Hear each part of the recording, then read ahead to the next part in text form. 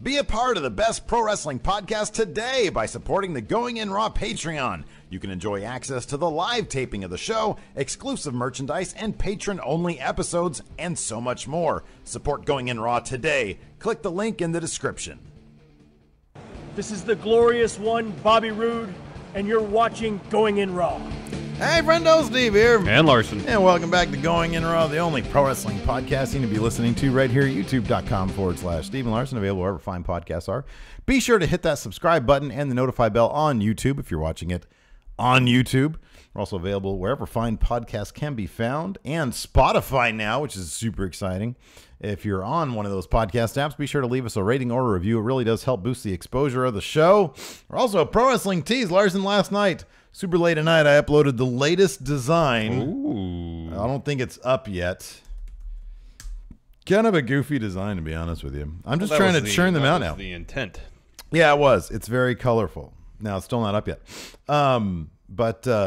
Yeah, so they got like that. I keep on forgetting they got that big WrestleMania sale. I'm assuming they're going to do it again. They did it last year. Yeah. And it was, holy crap, it was a boon. So I'm just trying to crap out as many designs as you can. Yeah, I got to do that too. I got to upload by then for sure. I just want to wait a little while.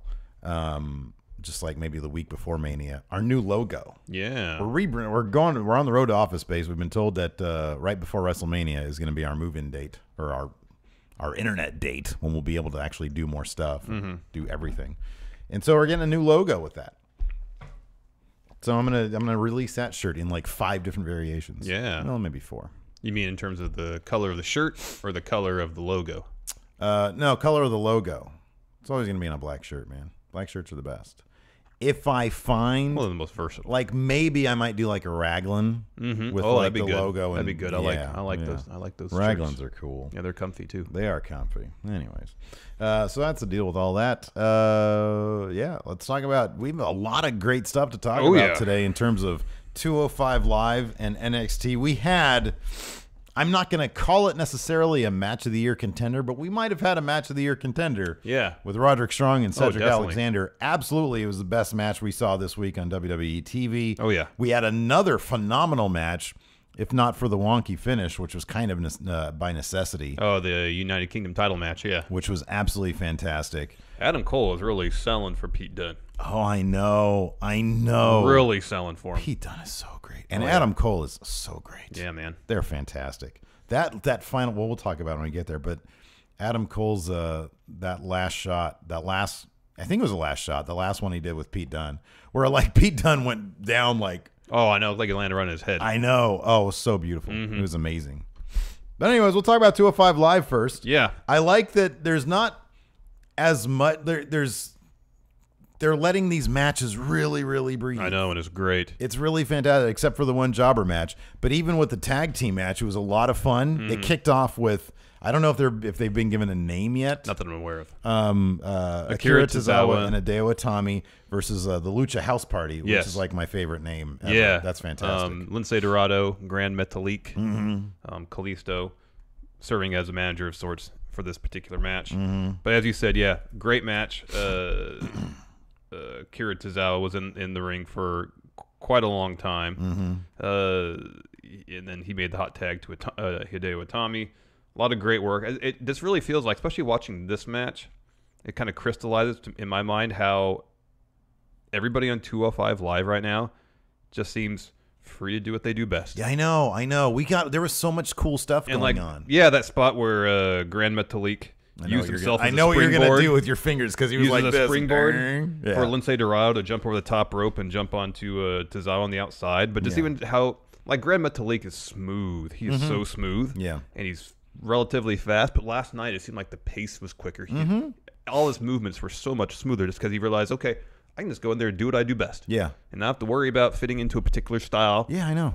That may be imposed upon me by management. I can just go in there and wrestle. I know. It's crazy that, like, on 205 Live now we get that, and on NXT we get that, and on main roster for whatever reason they don't. It's hit or miss. Sometimes, sometimes you know, they like do, on pay-per-view matches, you can tell. Okay, they just tell the guys, go out there and do what you do. Right. Yeah. I mean, they book the match and set up spots and whatnot, but in terms of choreographing stuff to a very specific degree, this feels like, all right, here's your major beats. Now go and improvise the rest, something like that. You know. Anyways, Hideo Itami, hit Grand Metalik with his finisher, got the pin and the win for his team. We've been hearing rumblings of a 205 Live Cruiserweight Tag Division. So we have 2 teams right now. I would suspect they would need at least 2 more to actually have a real division. There's plenty of roster members who, once this tournament is over and a new Cruiserweight champion is crowned, to have to team up to fill out this division.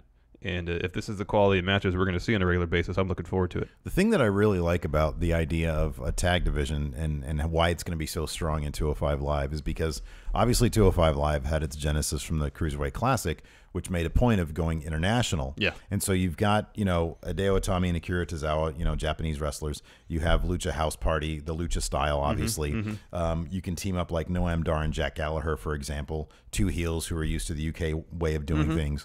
I'm sorry, I didn't mean to interrupt you. I'm really interested to see what they let Noam Dar do when he comes back. Right. Because he wrestled completely differently on 205 Live. Well, not completely, but largely differently on 205 Live than he did in the Cruiserweight Classic. Right, yeah. He wasn't really doing a whole lot of the British-style joint manipulation on 205 Live, but he was doing that in the Cruiserweight Classic, and they made a real point of saying that he was, I think, a former student of Zack Sabre Jr. They trained together or something like that. Wow, yeah.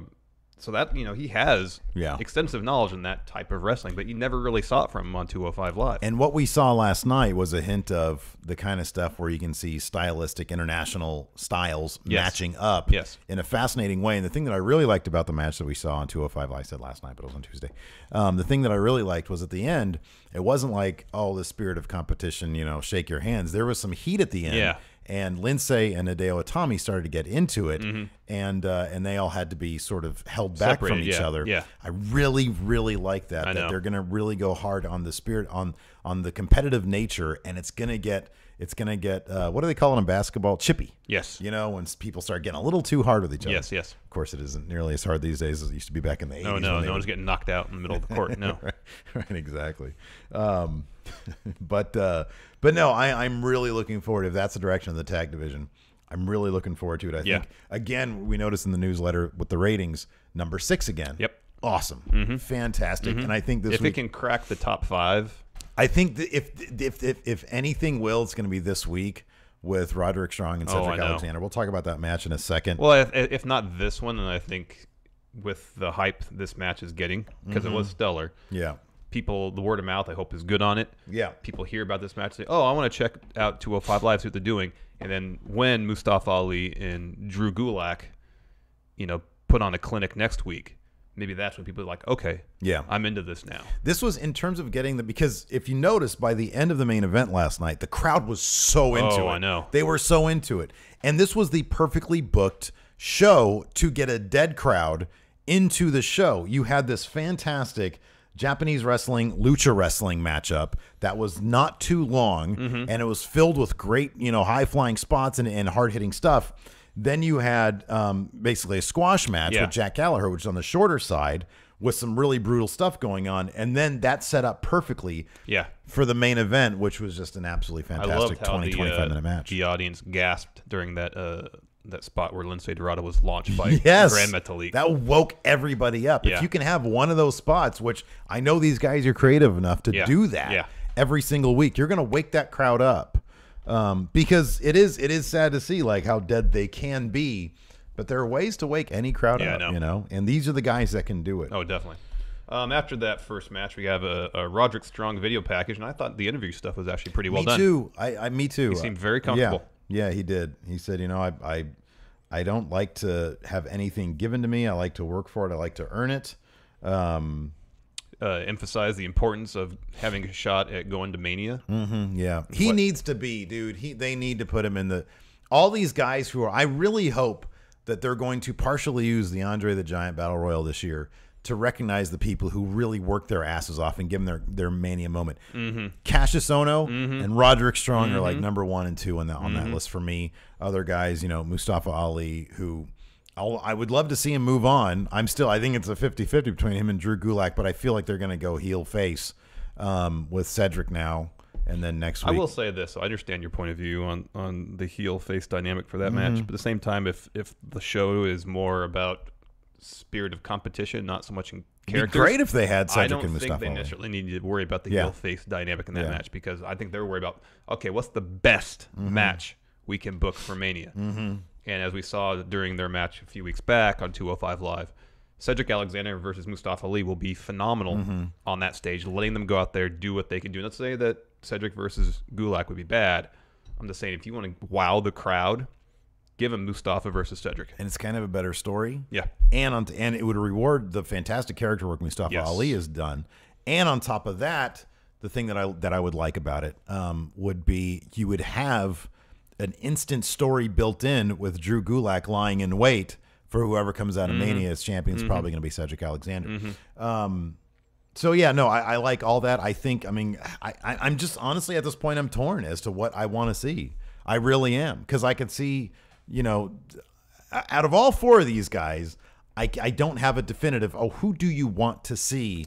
On the biggest event? Oh, it could have been any combination of those four, and it would have been satisfying. It could have been any combination of them. So I don't. It'll be interesting to see. I wonder if who they pull the trigger on. If Roderick Strong's going to stick around on 205 Live going forward. God, because they still bill him as NXT superstar, and he was prominently figured in NXT. Have him pull double duty as long as possible. 205 Live, he only has to do 1 day a week. Then he goes to NXT, and that tapes once a month. Yeah, I mean, there's house shows for NXT, but put him on SmackDown Live also. Yeah, I can watch him wrestle all day long. Yeah, he's fantastic. And the thing is, like, I am a big personality guy. But dude, I don't care if he literally talks like I am wrestling machine. I think I'll watch him. The interview bit he did last night, I thought it was really good. I thought it was really good. And he didn't cry. There was one line where it felt a little too rehearsed, but otherwise, which one was that? I don't remember exactly what it was. Okay. I was making my eggs while it was on, but I was looking at the screen while it was. I meant to make note of that one line, but for the remainder of it, like he sounded really natural and was really effective. I thought it was really good. Yeah. Let's see here. After that was Jack Gallagher versus Murphy Meyers. Good looking dude. He looked familiar. Yeah, he did. He looked kind of like Buddy Murphy. Maybe a little bit. A little bit. He looked like a combination of Buddy Murphy and Pulse. When are we going to do our Pulse? When are we going to do our collaboration? Yeah. It makes me laugh. Rockstar Spud. Drake Maverick came out for commentary in this match. Drake Maverick. And he was great. Yeah. Is there a proper pronunciation? Is this supposed to be Gallagher or Gallagher, or is it a regional thing? I don't know. Because he kept on saying Gallagher. I know, but everybody else is Gallagher. Yeah.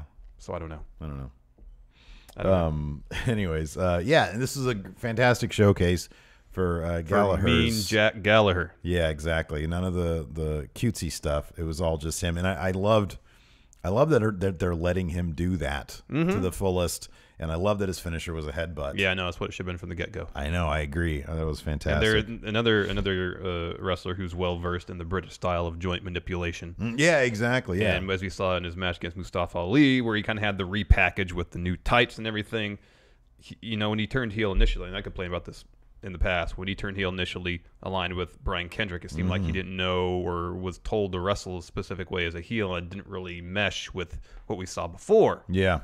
When he was a face, where he was doing a bunch of that joint manipulation, but the take on it was a little more playful, I guess. Yeah, sure. And not really worrying about being cruel. And so when he turned heel, he was just kind of wrestling basic matches, and he would talk about being cruel, but it never seemed like he was actually inflicting real punishment on anybody. Yeah. Now it definitely seems to be the case.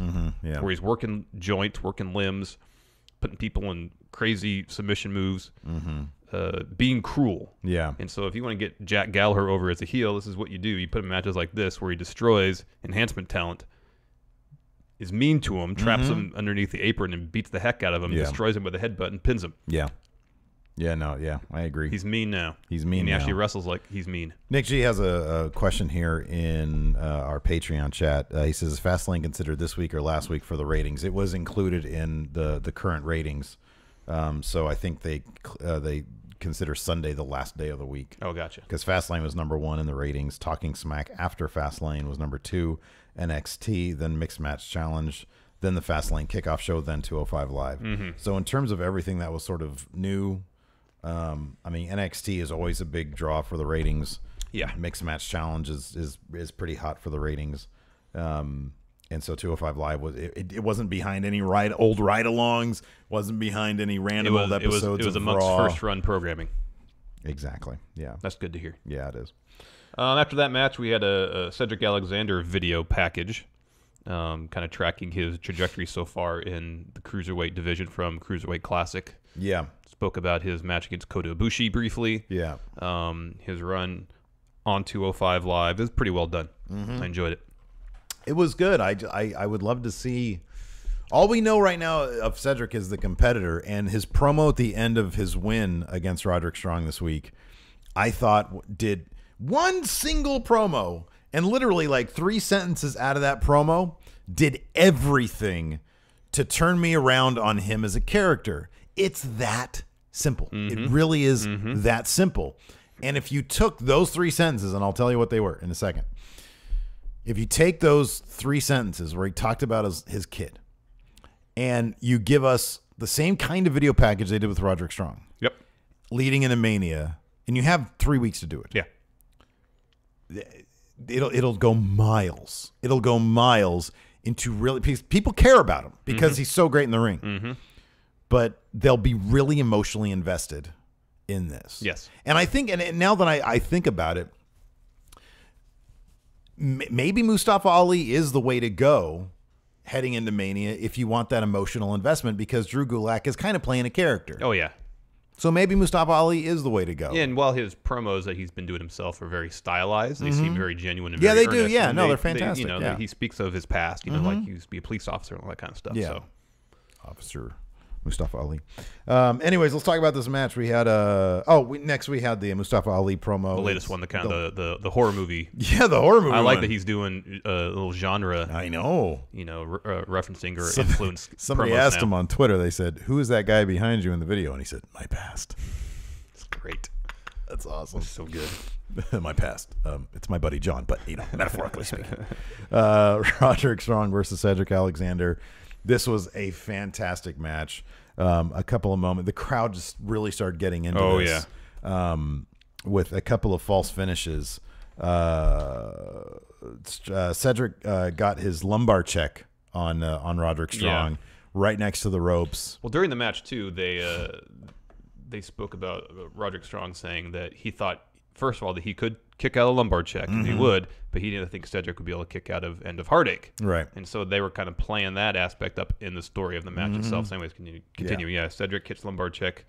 Strong on 2 gets his foot on the rope. I think this is I'd have to go back and watch it again. I'm not going to say it's better than, but this is up there with, in terms of, not just the match itself, but Cedric's performance as a character, his facial reactions. Oh, up there with his match against Kota Ibushi. It mirrored it at least. Yeah. Because when, he's been able to rely, and it's been great that nobody's kicked out of it. Nobody's found a way out of the lumbar check in terms of being finished. And this is the first time somebody did. Roderick Strong got his foot up on the rope when he hit the lumbar check, and Cedric Alexander figured the match was done and was beside himself. He's like, crap, what do I do now? Yeah.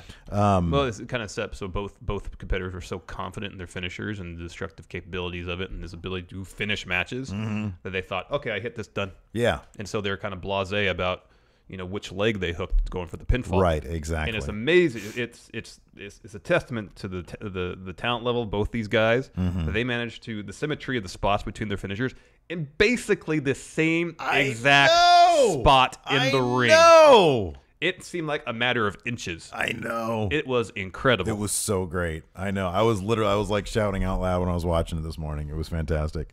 So they go to the outside. They go onto the apron. Oh, man. And Strong. Dude, I know it's like it's Roderick Strong truly is a strong individual because he hit an Olympic slam. Yeah, kind of. He has Cedric in the Olympic slam position and then just throws him off the apron onto the ring post. So his lower back basically hits the top of the ring post and he goes tumbling down. I'll say this. I saw this with Xavier Woods when he hit his head on the ring steps of Fastlane. Not a huge fan of the convulsing. When you're selling something and you're convulsing, because it doesn't really feel real. Yeah. But that's such a minor quibble. That's such a minor thing, It's so silly. At the same time, though, they have to project pain. From I know. Just us at home, but people on the back You're right. You're right. Deck necessarily for 205 Live taping, but I'm just saying everybody in that arena has to know what's going on. Yep, absolutely. So they get back in eventually. Yeah, Roderick goes for the count out win there. Yeah, he yells at the ref to start counting. Count it, ref. Yeah. Cedric gets. Well, it's weird because Cedric got back on the apron like right after 9, and then Roderick I think did a running knee towards him, but Cedric never made it back in the ring. Right. Yeah. So I guess since Roderick hit Cedric again, that broke up the count. Yeah. Whatever, it's a minor quibble. Yeah. In any event, Strong ended up hitting his end of Heartache, like you said, basically in the exact same spot that he got hit with the lumbar check. Cedric got his foot up on the rope. The crowd went crazy for that. They were into this big time by this point. Oh yeah, because it was hard hitting. They were working each other's backs a lot. A Yeah. lot of great striking and stuff. Yeah. Especially towards the last half. It was incredibly fast paced. When Roderick Strong So they traded some blows. They traded some counters. They started trading punches, And then Roderick said, "Come on, let's do this." And they just started going fast and furious at it. And the crowd really started getting into it at that point, big time too. So that was a fantastic sequence. Anyways, Roderick Strong hits a running knee, I believe.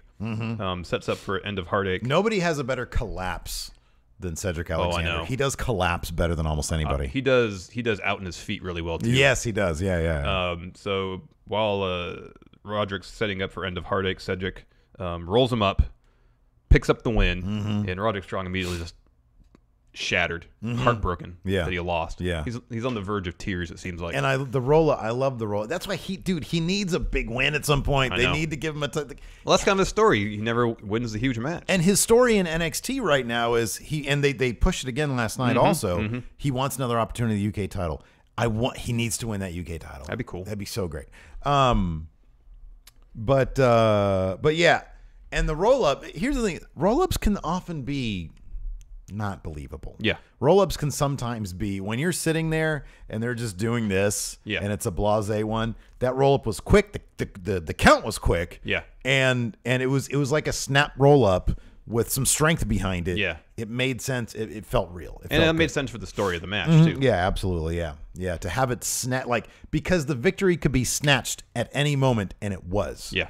And that makes it even more heartbreaking for Roderick Strong because it got stolen from me essentially. Yeah.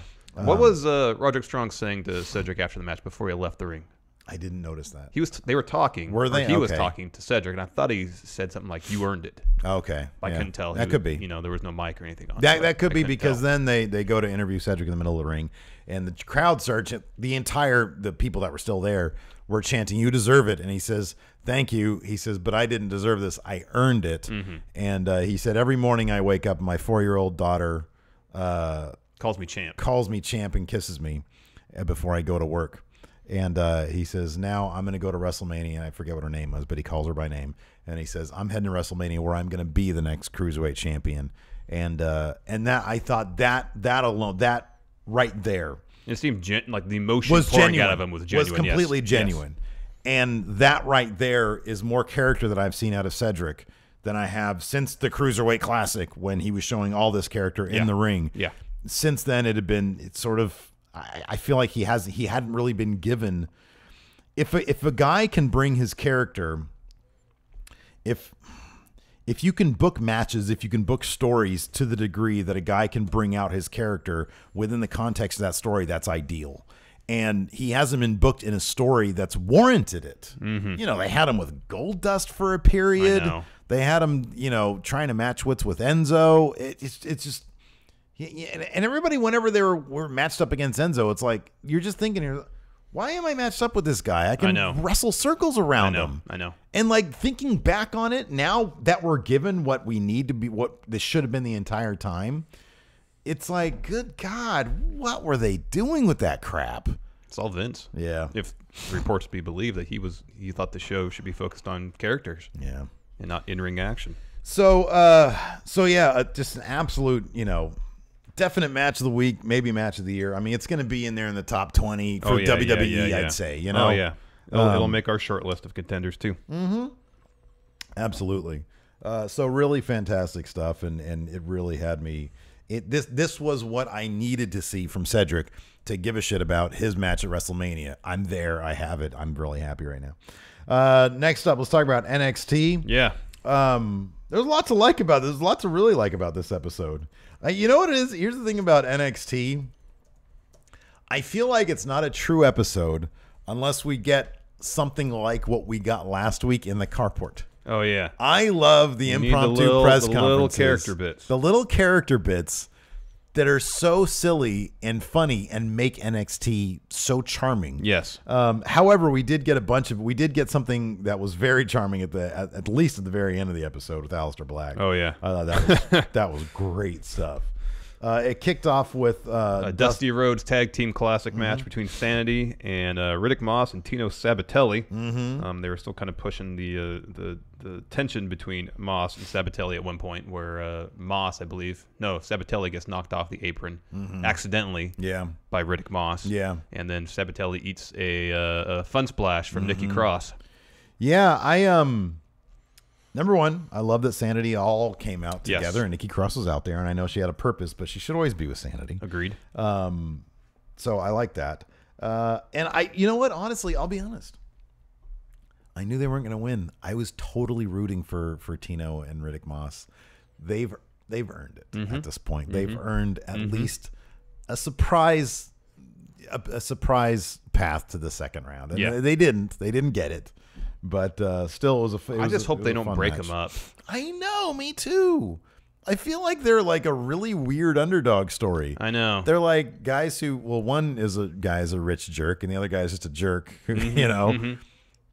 But I like them now, and I want them to succeed. I know, because they're a weird underdog story. I know, especially coming from. You don't think of arrogant heels as weird underdogs? No, but they are. I know. I think it all goes back to breaking ground. Yeah, at least for us, I think. The fact that they're still at it. I know. They've paid their dues. Let them forward. I know, and I just worry about their ceiling as singles competitors. Oh, no, I know. I do, too. But I think their ceiling as a tag team is pretty good. I know. Me, too. I know. So, I don't know. But Sandy picked up the win with their finisher hitting on Tino. Because, like you said, Nikki Cross hit a fun splash off the apron onto Riddick Moss. And so, they're teasing that. But I don't want... Because here's the thing. If they break up, they're going to have a match in the pre-show at TakeOver. So, it's going to be on the lame TakeOver recap show. Yeah. I don't want that. But then where do they go from there? I know, exactly. Like their ceiling is like, as singles competitors are like way lower than like even Ty Dillinger. They just basically non-existent. Let them get through this as a team and see some success. Exactly. Like I have all the faith in the Street Profits. I think they're going to be huge. Oh yeah. But let them have a program with Moss and Sabatelli. Let Moss and Sabatelli get over. Or even Heavy Machinery. They kind of had like a mini program thing. Yeah. But even then, Heavy Machinery won because that's when they first started teasing the problems between Moss and Sabatelli. Let them get some dubs, man. I know, I agree. Next up, we had another attempt at a Tommaso Ciampa promo. Yeah, he came out, and apparently someone must have handed out a bunch of Gargano signs to the entire audience at Center Stage Theater because everybody they all made the same one. Yeah. No, I don't think that happens. They're probably on their seats. Yeah. Ciampa came out, tried to do a promo again. Was met by a chorus of boos. The booing was a tad more passionate this time. Yes, a lot of chants. A little bit more. I still want to see that happen at Full Sail. Yes.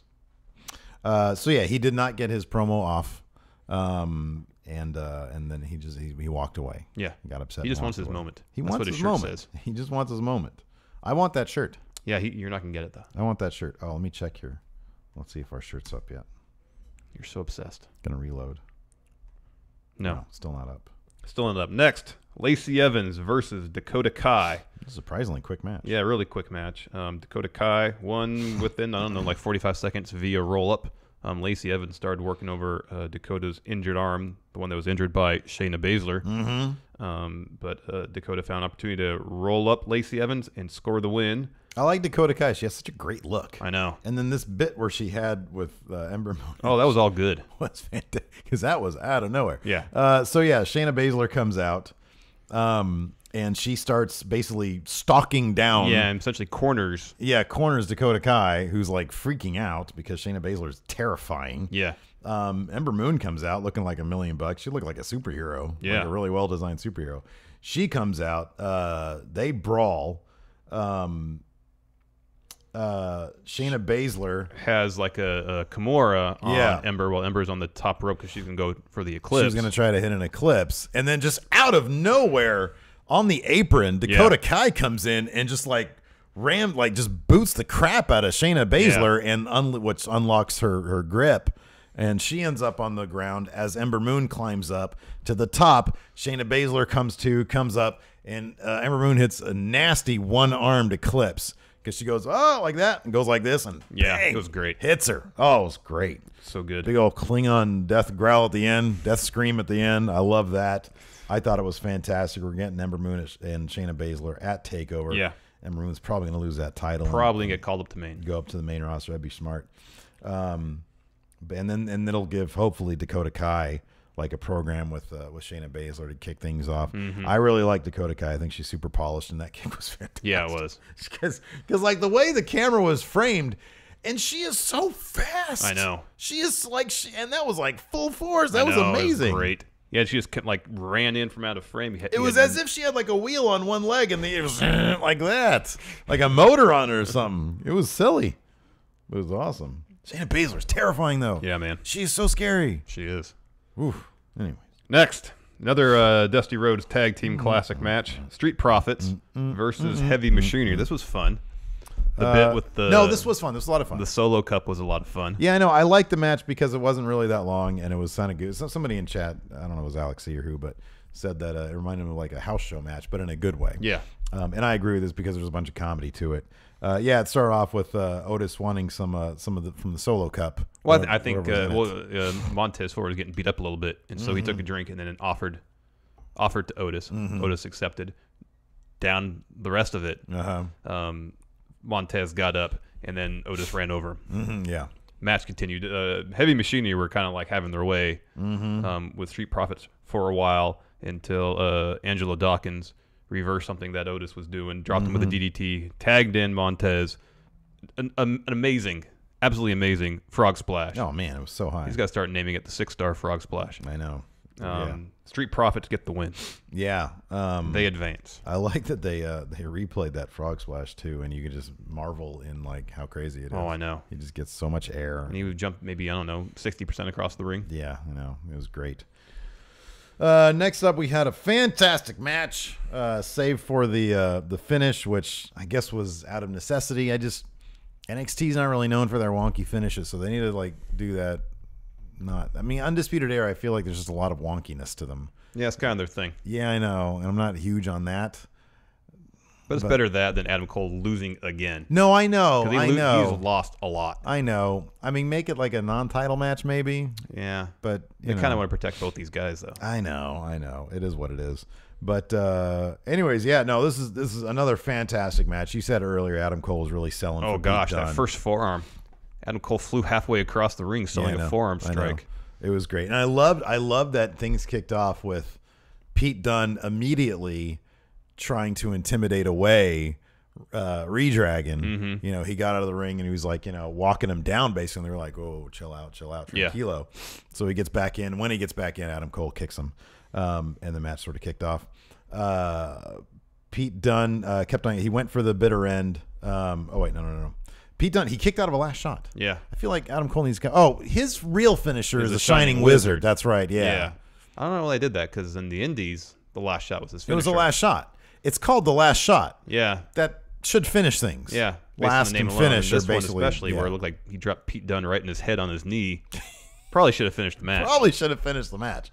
But I will say that they booked Pete Dunne really, really strong. Oh, yeah. I really want to see that, I want it solidified. Is he on the NXT roster on the page? On Pete Dunne? Yeah. They list the United Kingdom title and the belts for NXT. Oh, okay. I believe. Okay. All right. Because I just want I just want him. I want to know that he has a path to main roster. Yes. That's what I want to know. And if you're in NXT, that you pretty much have a path to main roster. But no, it was a fantastic, really physical match, really brutal. Pete Dunne goes for the bitter end at the end, like the second or third attempt at hitting it. He did the breaking knuckles thing, the breaking fingers thing. The setup for the last bitter end was great. Yeah, he went transition directly from working over Adam Cole's fingers to the pump handle position, setting up for bitter end. Redragon enters. They attack. And then Roderick Strong comes in to make the save. Yeah. And then Pete Dunne, Roderick Strong extends his hand. This is a sign of respect. Pete Dunne just kind of pats him on the shoulder and walks out. Oh, I love that. Pete Dunne is so great. I love that. Yeah, he just sort of pat him on the shoulder and went. He has the best shoulder shrug. I know. Pete Dunne's shoulder shrug is the best. Yeah, that's true. But I don't know. I like Pete Dunne's because it kind of looks natural. Well, yeah, it's genuine. Yano's like, the Benny Hill of New Japan. Because, it's like genuine. But, so, I mean, I don't know. I read some spoilers. So it's difficult to start speculating when you know what's going to happen. Feels like we're going to get an alliance between Pete Dunne and Roderick Strong. Yeah. I do wonder, is there any chance? I actually kind of don't know. I know that they team up. I don't really know much beyond that. All right. I do. Okay. If this leads to an alliance between Pete Dunne and Roderick Strong, do you know how far out that goes?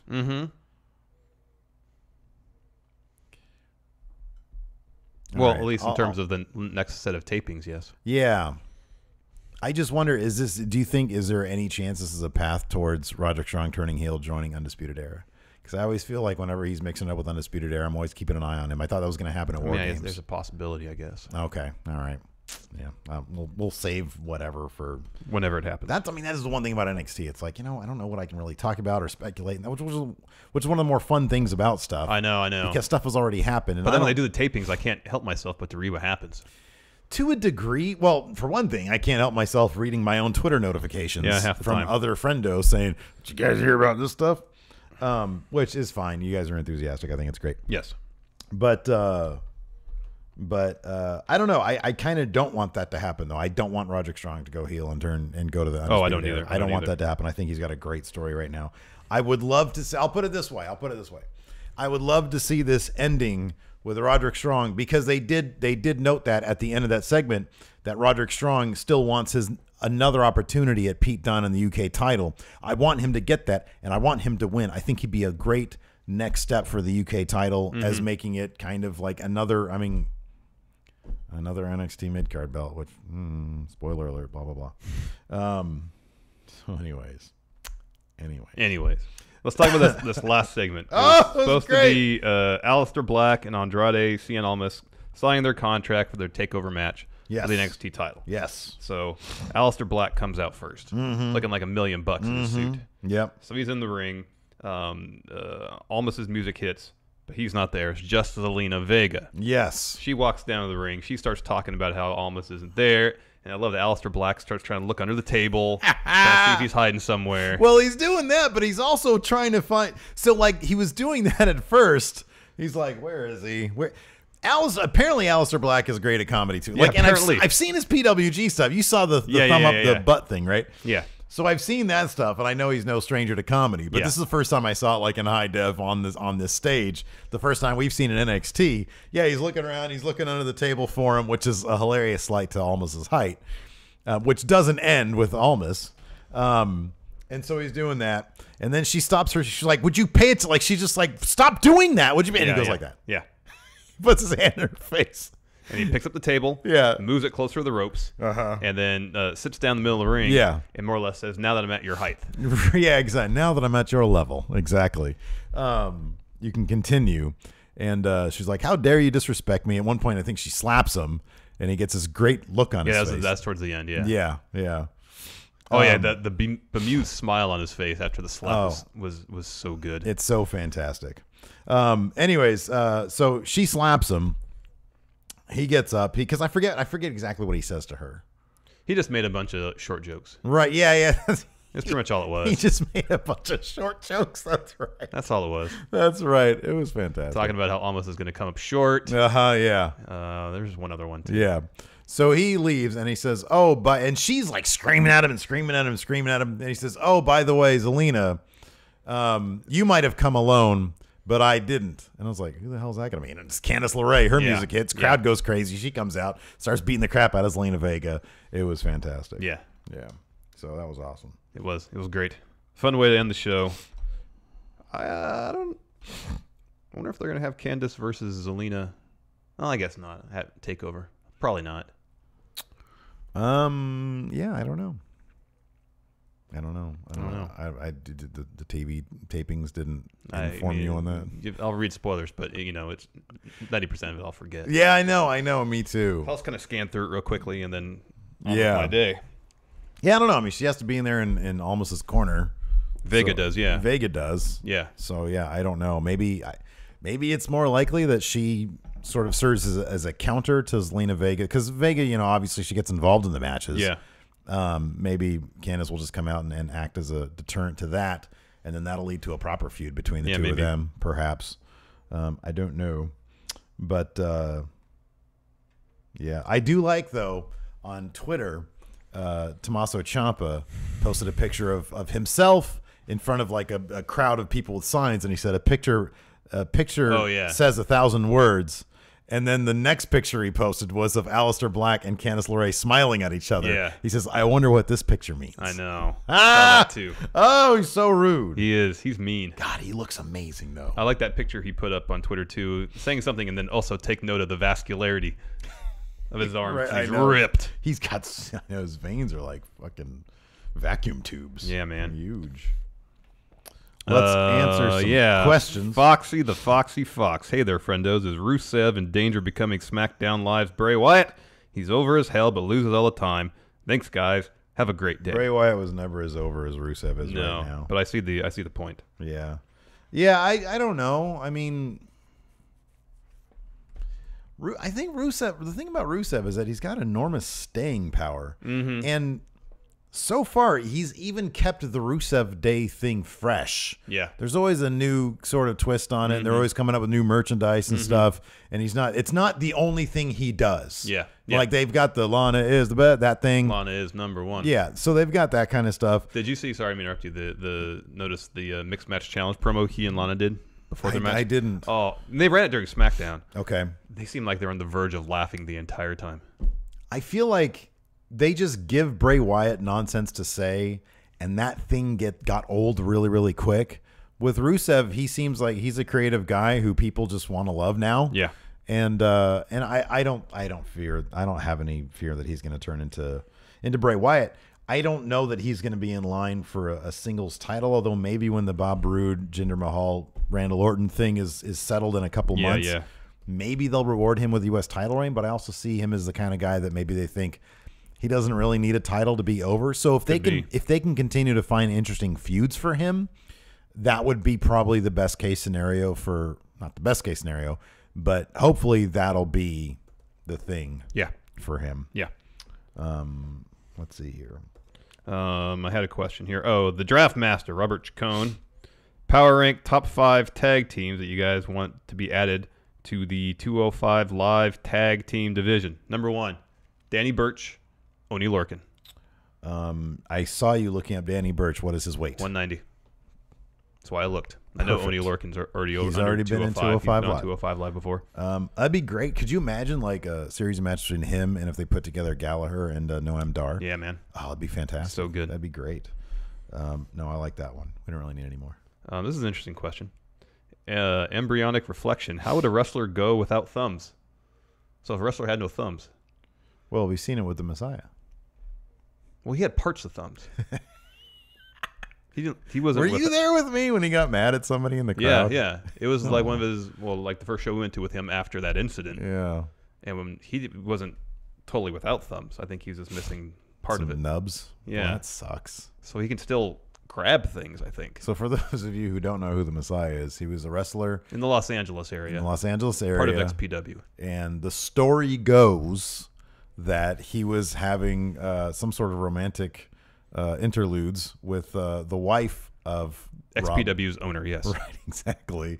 And then XPW's owner, Rob Black, sent some thugs over to go take his fingers and maybe his dingus also. Mm-hmm. But luckily they didn't take his dingus. They made off with like a finger or something, or like a part of a thumb, I guess. Yeah.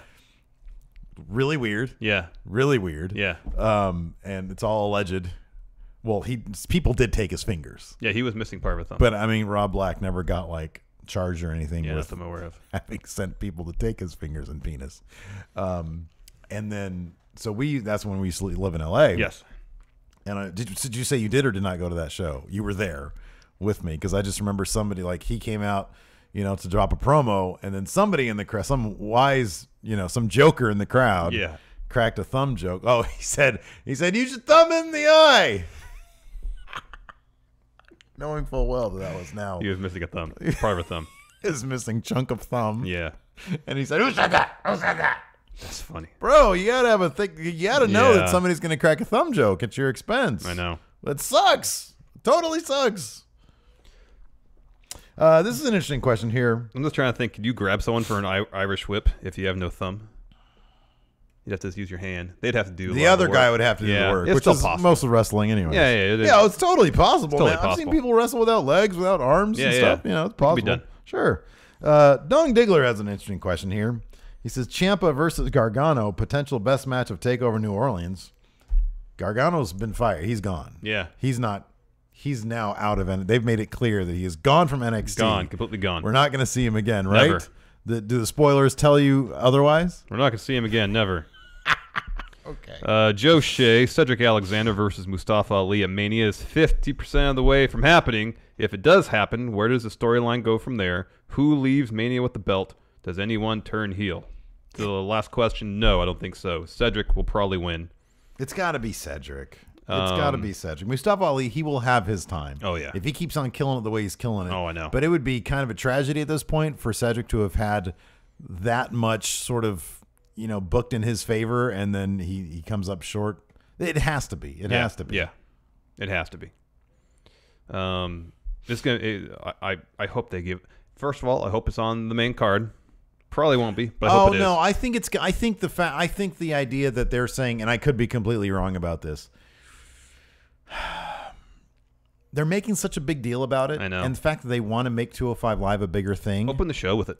Yeah, right. Yeah. Open the show with it. Do they always open the show with the Andre the Giant? No. They don't. Okay. No, last year was in the pre-show. Really? It was in the kickoff last year? Yeah. Okay. All right. And then when Baron won, it was like the third to last match. Okay. Yeah. Open the show with it. Not in the kickoff. Yeah.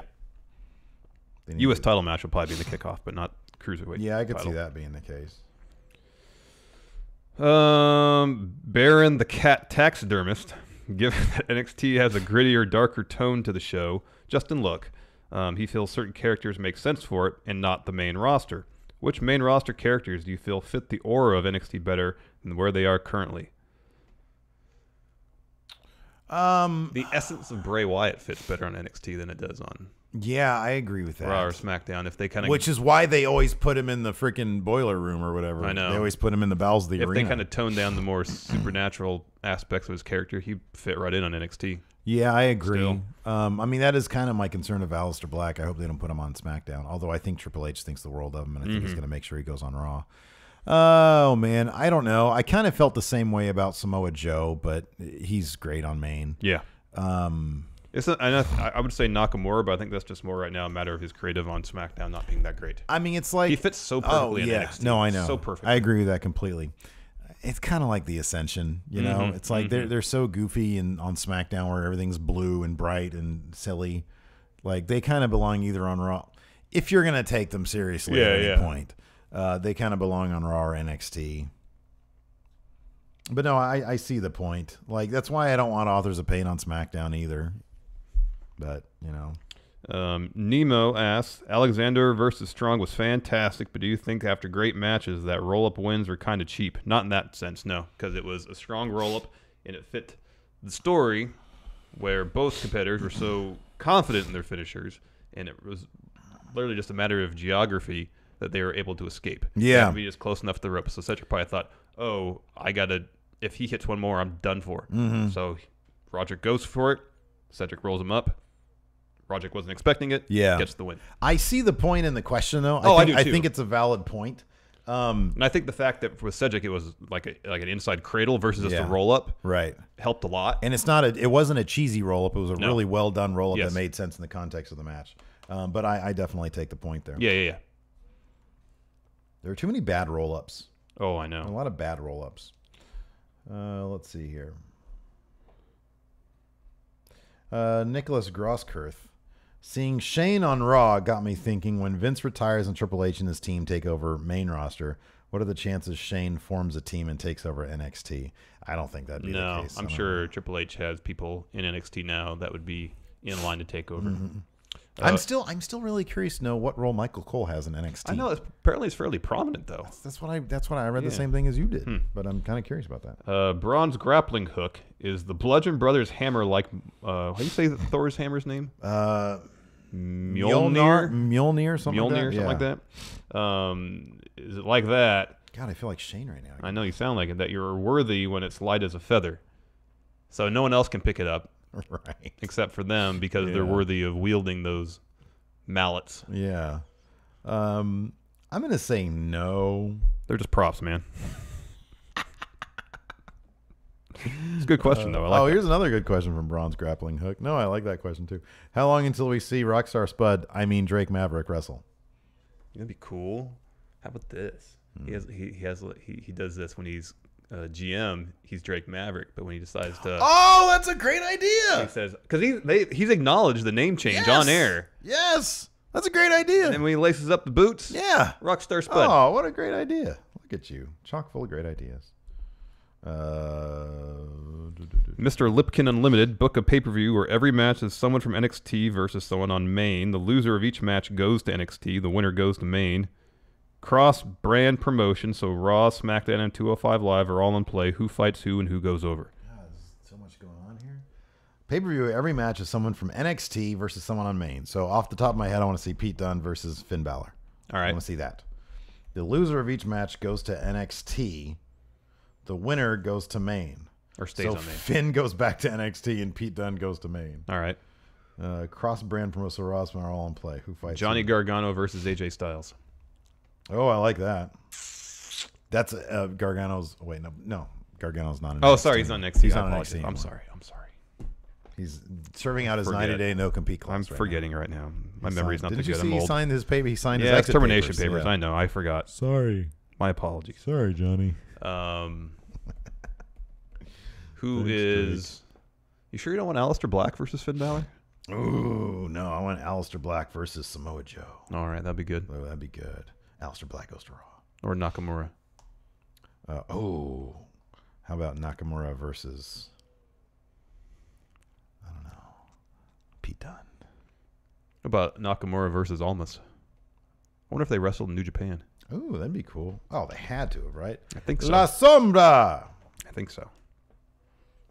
Oh, cool. A massive extra credit opportunity for one of my kids. Oh. All right, that's a 3-match pay-per-view. Take or retake the course, How to Learn Math for Students from Stanford Online. Tommy T, can you please take a moment to recognize that Kyle O'Reilly is literally going in Raw and made into a wrestler. He has everything. He plays the guitar on his belt. His glasses speak for themselves. And he does the Ric Flair face bump. He's got a good point there, Tommy T. You do. Kyle O'Reilly is kind of going in Raw. He was extra on that. As wrestler. He was extra on that guitar last night. Yeah, man. He was like super into it. He was really swinging the hips. It was a lot of hip swinging there. Still doesn't do strumming with the hand. Does it all with the hips. It's all with the body, man. It's all in the body. Exactly. How great is Adam Cole's face, too? Oh, man. He looks like Tom Cruise, but not creepy. Johnny Ireland. I think the Cruiserweights should be dispersed throughout all 3 brands while still having 205 Live. Is this a good idea? I actually look, man. Don't fix it if it ain't broken. Yeah. 205 Live has not been on Raw. I do like Roderick Strong doing double duty. Yeah. But that's pretty much it. Although wasn't there like something that was saying that the 205 Live, the Cruiserweight title was going to be defended at takeovers? Oh, I didn't see that. Okay, maybe I just read some random person on Twitter. That's always possible, and I mistook it for real news. Okay. I mean, the Cruiserweight title should be defended on main roster shit. Quarterly, 205 Live should have their own special events. I agree with that. As long as 205 Live isn't like the end destination for wrestlers who are 205 pounds and less. Yeah, right. That's what's most important for me. Like, if someone gets popular enough on 205 Live and doing good enough work, they should have every opportunity. They should have the opportunity to go to Raw or SmackDown and compete for heavyweight titles. Larson's Black Cat stepfather. Hey, friendos. Power rank your top 5 Steve voice impressions. His new favorite is Mark Callaway. Thanks. A new favorite. Somebody mentioned the other day that my Mark Callaway sounds like a John C. Reilly. As like Cal, I think.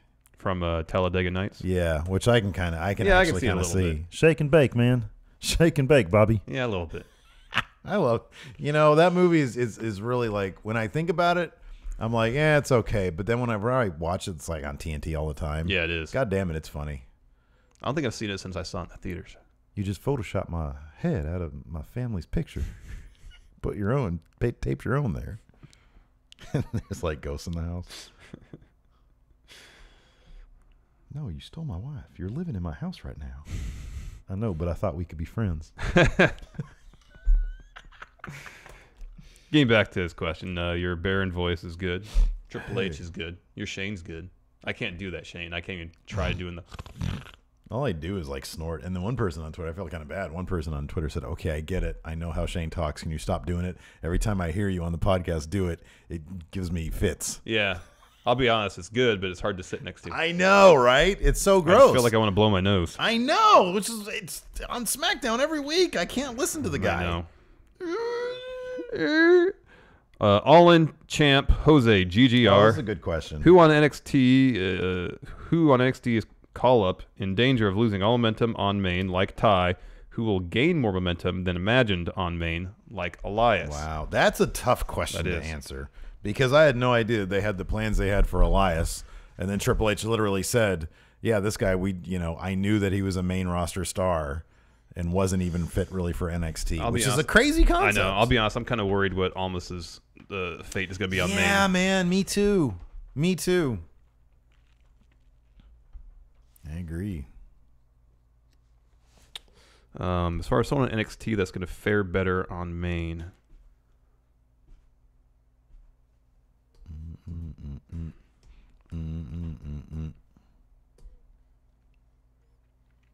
I mean, I guess I'll just say this because he's been losing fairly regularly. I'll say Adam Cole. I think by the time he leaves NXT, he'll have some momentum. Yeah. So I think he'll probably, at least to start, fare better on the main roster than he has in NXT. Yeah, but come on. They treat them like stars. It's not a great answer, but that's the first thing I came up with. Let me ask you something. What? Shouldn't he be a lock to spoiler alert? I don't know, man. Be a lock for that. The lineup for that is pretty stacked. It's stacked, but if he doesn't, let's talk about it at least after we're done recording the podcast. All right. Oh man, I'd like to say Cassius Ono would do better in the main roster than he has in NXT, but I don't know if what his future looks like on the main roster. I just don't know. He's a fantastic wrestler and a great talker.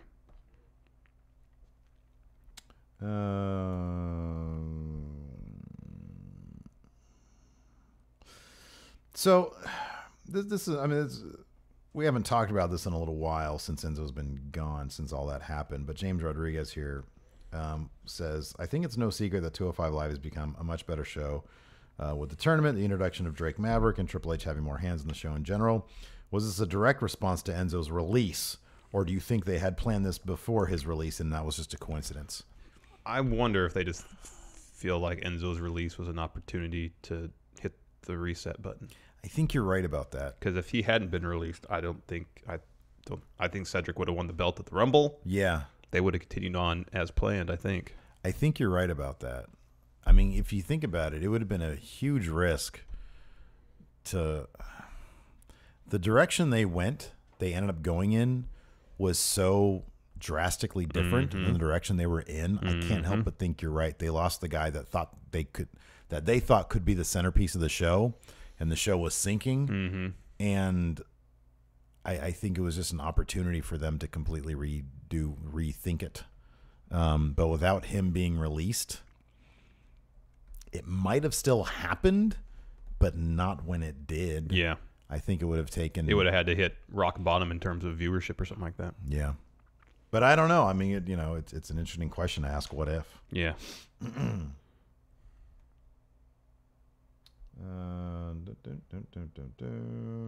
Chris K has an interesting question. With Asuka's streak on the line, the mixed match challenge, I don't see how her streak can be broken if her partner Miz is pinned by Braun. I thought her streak was for singles matches. She did not win a battle royal, I believe. I think it aired on NXT television. And didn't Carmella win that? Yeah, I think so. I think, Carmella won that. But they don't. And then she lost. She wasn't pinned, but she lost like house show tag matches early on in NXT too. Yeah. Where's my title? Now that 205 Live is becoming the top pro wrestling show in WWE, giving 205 Live its own venue, Power Rank top 5 rebranding names for 205 Live. I think that the 205 Live name is fine. Yeah. I think that's great. And I think even if they taped it in front of a hot crowd, the name, the word live can have a couple different connotations to it. Yeah. So I think even if they change venues, You don't have to change the name to adjust for the change in venue, the change. That for being how it's said, shot. Do you have any other suggestions for names? Because I don't like. He mentions here. He says junior weight or lightweight. I don't really like that.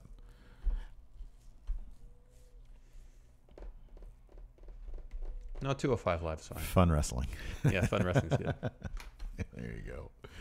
Oh, man. What time is it? Oh, I think we're good. Anyways, that's it for show. Yeah, show is over. The show is over now.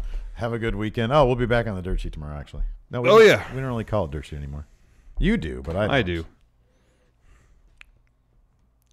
Hilton, can you hit music, please? You're obviously holding the button, the apparatus with the button to play music. This controls Hilton. Hilton, can you now do your title, please? Where's that wire go? Hilton. Oh, dear.